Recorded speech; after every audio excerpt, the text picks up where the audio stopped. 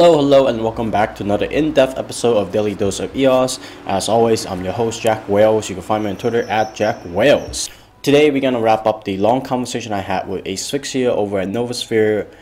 In this part of the conversation, we were talking about the sister chains of the EOS network.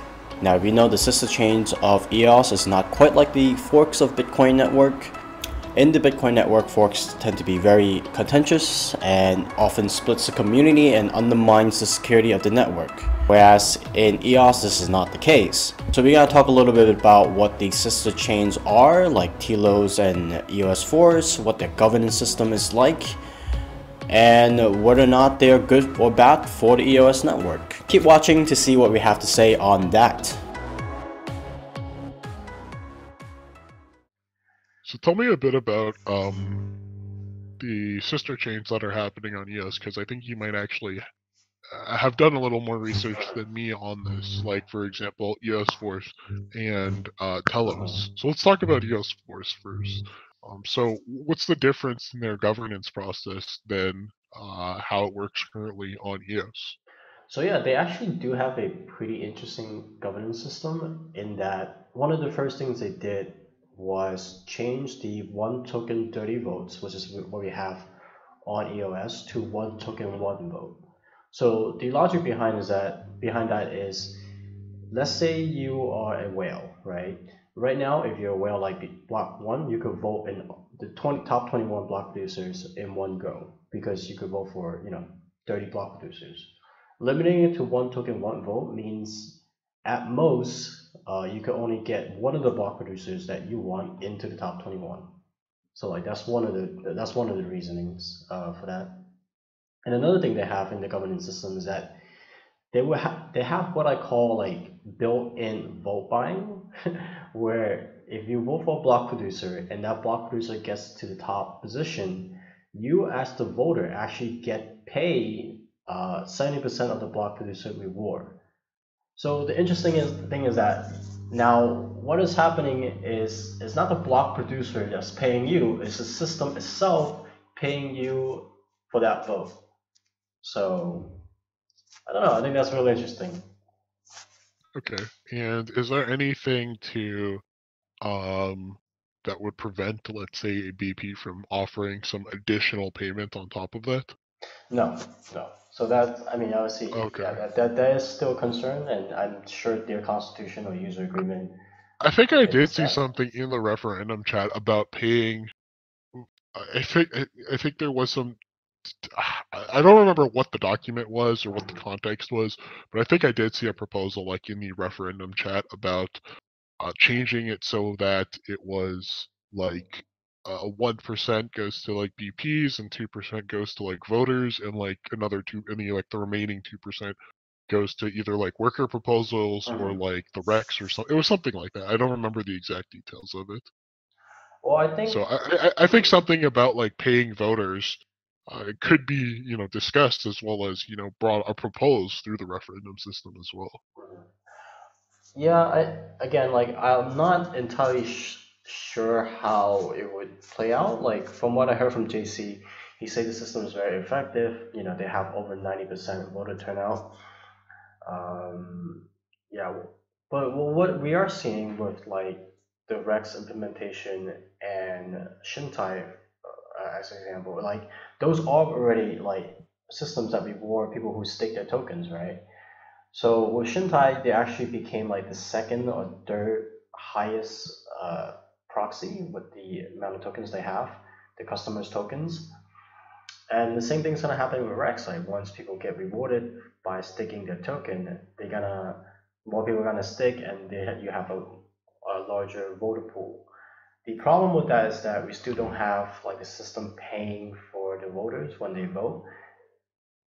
So the block producers might still be incentivized to kind of just try to bribe the votes.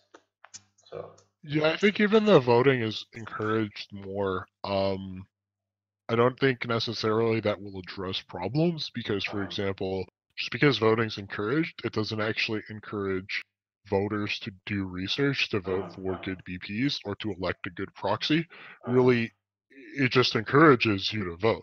So whether that's voting for a random, 30 block producers, or whether it's voting for the existing 30 block producers, or Mhm, whether it's just setting a proxy that everyone else has set, you know, mhm, it might not actually, in practice, be the desired effect mhm, of mhm. what we're trying to get out of that. Yeah, no, I agree, 100%. Yeah. Well, that's EOS Force, and for Telos, what they are doing, they essentially kept the same system as EOS. The only difference is that they have, when they're giving out the tokens, they're giving out with the Genesis Snapchat, and they are capping the maximum amount of tokens you could have on each account, each Genesis account at 40,000.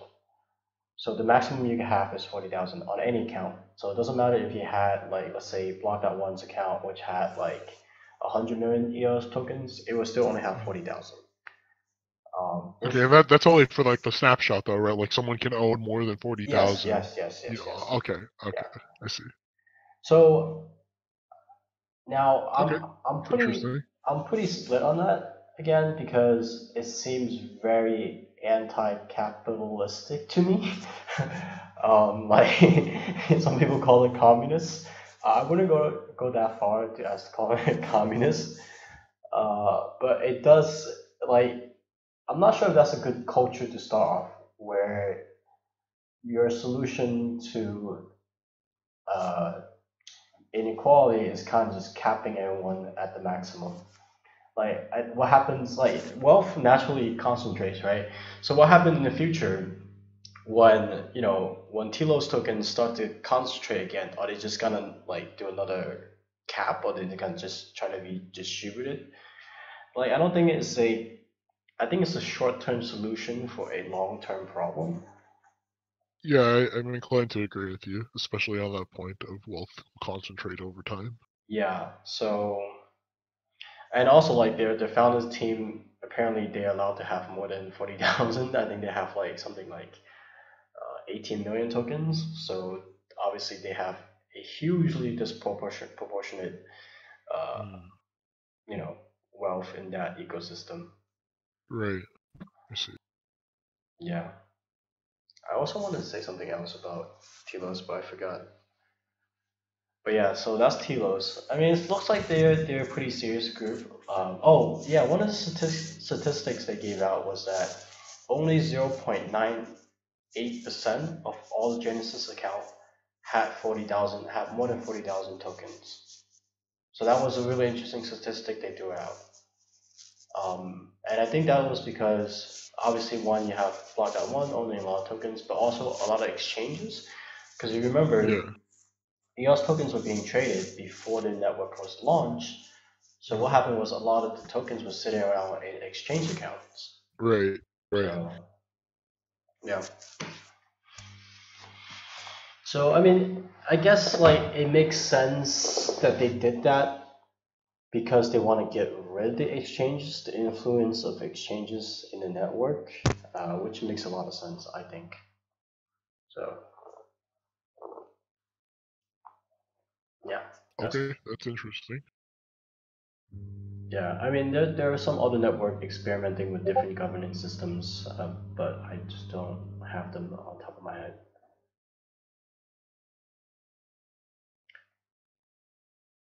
Yeah. I'm kind of wondering. I guess this is a bit of a open-ended question here. Is do sister chains devalue the worth of the resources provided by owning EOS?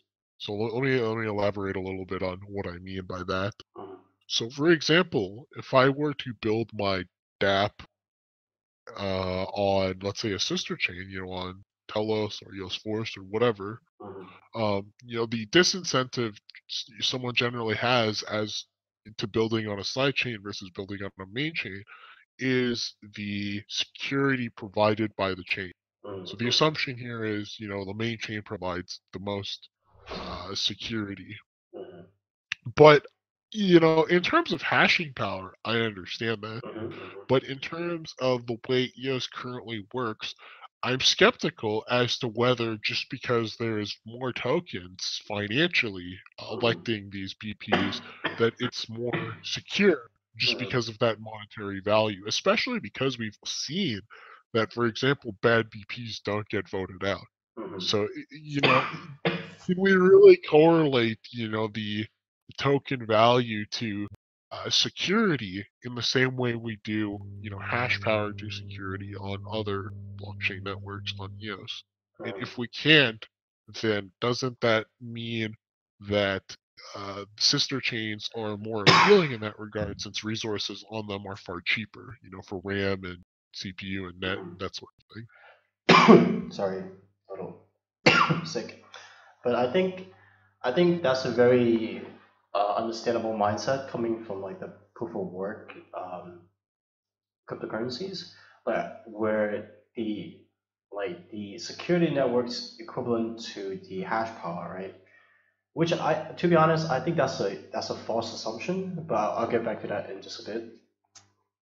On like you're right on EOS, this like the hash power is not really a concern because you have these known actors that run the blockchain, right? If anything malicious happens, they can handle it.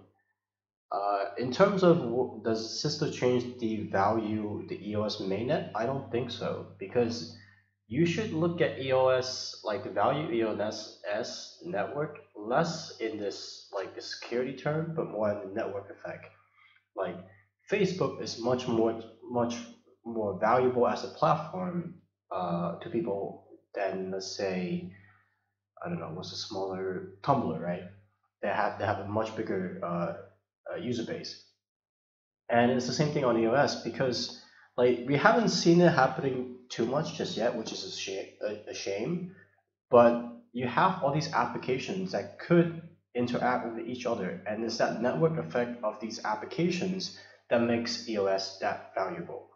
So Okay, I if think that's a fair point to make. yeah, exactly. Oh, like a perfect example is if you're a game developer, do you want to develop your game on Facebook or do you want to develop your game on Tumblr, right?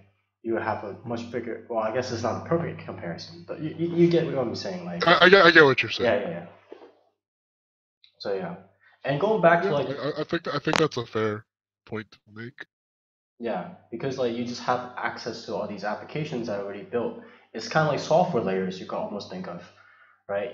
Like for a perfect example, my friend Zach made it's a very simple thing, but he made something that you could store your profile picture in. Once you have that on your network and people start using that, your application, once you integrate with it, like it's much more powerful than having to build that system on another network and then integrating with it. You know what I mean? Like it builds on each other. Hmm. And going back to like the proof of work as a security thing, it was it was the case when there was no ASIC miners, right? That was the assumption Satoshi made that everyone pretty much have more or less the same mining power. But especially what we're seeing happen now in the bear market is that it is no longer profitable to mine a lot of these tokens, and miners are very incentively driven. So if you have a miner sitting on a massive amount of hash power on these specialized equipment that he invested in, and if he does the right thing, which is to keep up the network, he's doing it at a loss. What he might want to do is actually use that hashing power to attack the network. Like, just think about it. Like the Bitcoin hash power have dropped, but the machines are still there. Like, if it drops any lower, I I think Bitcoin's a very special case, yeah, and I'll tell you why. Which is, Bitcoin's a special case because miners are disincentivized to attack the network even if they have the hash power to do it. Because miners, as a whole, mhm, are sitting on, like as you just pointed out, specialized software that are really only used to mine Bitcoin or SHA-256 coins.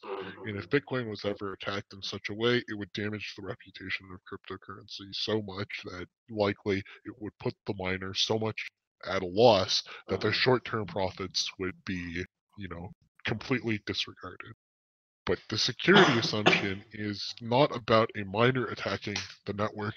It's about a an entity that comes up that says, I want to attack the Bitcoin network, that doesn't have vested interest in the Bitcoin network as a whole. So, let's pick a random company here that everyone likes to act as the bad guy. Let's say Visa decides, I want to attack the Bitcoin network. If Visa wanted to do this, or whatever company, they would first need to produce a bunch of hardware. I don't think it would be as simple as buying the hardware, because obviously there's limit of supply and demand, so they'd have to produce their own hardware, and they'd have to invest the amount of money to do the R&D to do that, and into the facilities to fab the chips and all that sort of stuff. And then they would have to attack the network. And then obviously, I think as a response, the community would just simply, take fork a snapshot of the network prior to the attack with a change in proof of work, and then now the attacker has a bunch of useless hardware that they needed to create to attack the network. So I think that's the security assumption when it comes to Bitcoin mining and how proof of work protects the network. Okay. Fair point, fair point. Maybe not Bitcoin, but like these smaller proof of work coins, I think the incentive to attack the Yeah, I network think is there's much a huge greater. incentive to attack those type of coins, and Yeah. I think I think Bitcoin miners, again, they were very passive about this, and I think they're too passive about this. I think that what Bitcoin miners should have done was, when Bitcoin Cash launched, they should have killed Bitcoin Cash.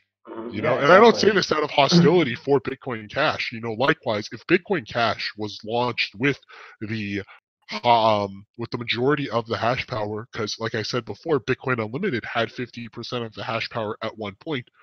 What miners of Bitcoin Cash should have done was they should have killed the old Bitcoin network. You shouldn't let two networks of the same proof of work algorithm that survive, Yeah, because yeah, it does introduce, like I said, that incentive to attack the network financially. yeah. Whereas you don't really see it in, well, one, it's not really feasible in these the POS systems because again, you have the block producers, and two, there's no really reason to because they don't share the same proof of work, and therefore, like there is no like having another network there does not disrupt you. Like, and you can see this in EOS where a lot of these sister chains actually reaching out to the EOS community, and the EOS community generally is pretty positive about it. Like they're not really Mhm. hostile towards it. Yeah, I think the security assumptions, obviously, in proof of stake are a lot different than um, in proof of work. I mean, I think the most obvious regard to security vectors is, so unlike in the proof of work scenario, just because you have a lot of money doesn't mean it's going to be very easy to attack the network, because um, you do have to go through this process of actually creating a bunch of hardware to attack the network, which in itself also does take time. In the case of a proof of stake network, it's really just a matter of buying enough tokens to attack the network. And interestingly enough, in the case of EOS, you don't even need anywhere close to 50%. You really only need somewhere close to like 3%. Yeah, yeah, that is true. Okay, well, let's end on that note, unless you want to further elaborate that point. No, that's pretty much all I got, unless there's anything else you wanted to talk about. No, I think I'm okay. But that was again, that was a very interesting conversation. I'm glad I have this software set up just in case we're gonna go that long. So everything is recorded. I'm gonna put it out Cool, and let see what people think. cool, cool. Okay, cool. I'll catch you next time then. All right, enjoy the rest of your day, man. You too. So that wraps up the entire conversation. If you want to find the full unedited version, you can head over to Novasphere channel, which you can find in the link below. If you enjoyed it and you found it informative, please give it a like, share it on Twitter, and if you're watching this and you haven't done it already, hit that subscribe button. So that's the end of the show. I've been your host, Jack Wells, and I'll see you tomorrow. Stay cool.